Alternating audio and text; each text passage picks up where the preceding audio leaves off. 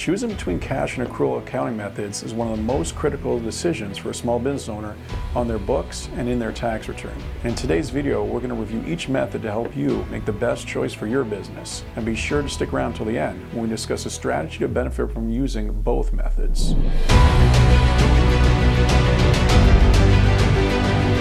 So at a high level, cash and accrual accounting differ when they recognize income and expenses. So the cash method tracks money when it physically changes hands, whereas the accrual method focuses on when the money is earned. So for example, just say you invoice a client in December and the client pays you in January. Well, under the cash accounting method, you record the revenue when collected in January, but with the accrual method, you recognize the sale in December when the service was delivered. Expenses work the same way. Timing matters. So imagine you bought some supplies delivered in December, but didn't pay for them until January. So you'd recognize the expense in year 1 under the accrual method, but only in year 2 for the cash method. So why is this so important? The timing of revenue and expenses impacts your book and taxable income. So you may want higher book income during discussions with a lender or a buyer. On the other hand, lower taxable income directly impacts your tax bill owing to the IRS. So small businesses or sole proprietors often favor cash accounting. Why? Well, it's simple, it gives a clear picture of your current cash flow, and a growing business with rising accounts receivable can also defer recognition of the revenue and tax until the cash is paid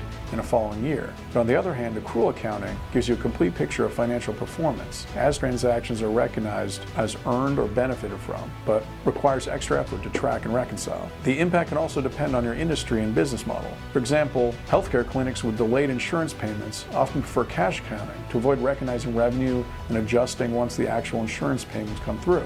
But in event management, where sales come in months ahead, so the accrual method defers the revenue expense recognition until the event actually takes place to ensure income aligns with your event timeline. So the accrual method in this case can potentially defer tax to a later year. So what worked for your business's launch phase might not scale as you grow. Review your accounting method regularly to match your evolving needs, but you can only change your accounting method on your tax return once every 5 years. So consider your current status and future trajectory prior to making any change. As I mentioned in the beginning of the video, you can use a strategy to combine the best of both worlds. So the IRS allows you to use a different method between the books and the tax as long as you have a reconciliation in your supporting documents that ties them together. For example, a small business could use accrual accounting for their books to help stakeholders get a clear picture, while sticking to cash accounting for potentially lower taxes and simplicity. Small business should only consider using different methods for book and tax if the impact's going to be substantial. So cash versus accrual accounting should be a strategic choice. Consider your industry, your cash flow, and your growth trajectory when making this decision. Want more guidance on small business finances? Subscribe to our channel today.